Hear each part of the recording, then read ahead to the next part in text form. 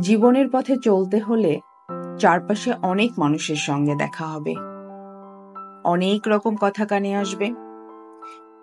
কখনো কখনো আপনাকে ভিড় ঠেলে এগোতেও হবে। এমন সময় আপনি যা করবেন তা হলো এড়িয়ে যাওয়া। কারণ জীবনে কিছু মানুষ থাকবে যাদের একমাত্র উদ্দেশ্য হলো আবর্জনা ছড়ানো, অন্যের জীবনে বিষ ঢালা। জীবন আপনার, পছন্দ এবং সিদ্ধান্তও আপনার। যেখানেই দেখবেন নেতিবাচকতা, সেখান থেকে নিজেকে সরিয়ে ফেলুন। এটা দুর্বলতা নয়, বরং নিজের মানসিক শান্তির প্রতি দায়িত্বশীল থাকা।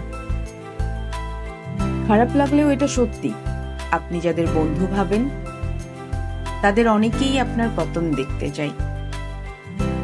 সহানুভূতির মুখোশ পরে তারা সুযোগ খুঁজে বেড়ায় আপনাকে আঘাত করার। তাদের সেই সুযোগটা দেবেন না।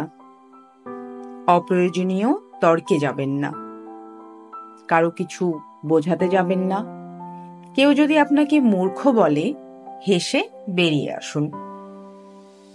এতে আপনি আপনার সময়, শক্তি আর মানসিক শান্তি সবই বাঁচাবেন। আপনার প্রতিক্রিয়াই আপনার শক্তি। যারা জীবনটা সত্যি বোঝে তারা জানে কাকে প্রতিক্রিয়া দিতে হয় আর কাকে এড়িয়ে যেতে হয়। সমালোচনার মধ্যে না ডুবে গিয়ে ভালো কিছু করুন।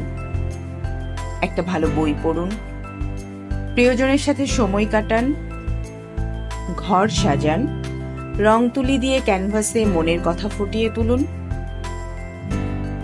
কিছু না হলে সিনেমা দেখুন, গান শুনুন, ছবি তুলুন, ব্যায়াম করুন, গাছ লাগান,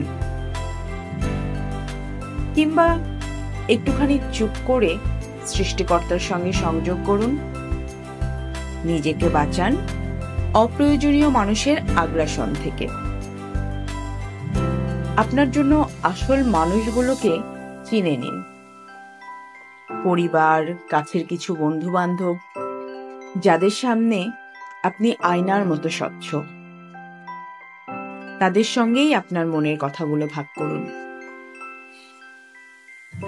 কারণ তারা আপনার ভালোটা চায়, বাকি দুনিয়াকে জঞ্জাল ভাবুন।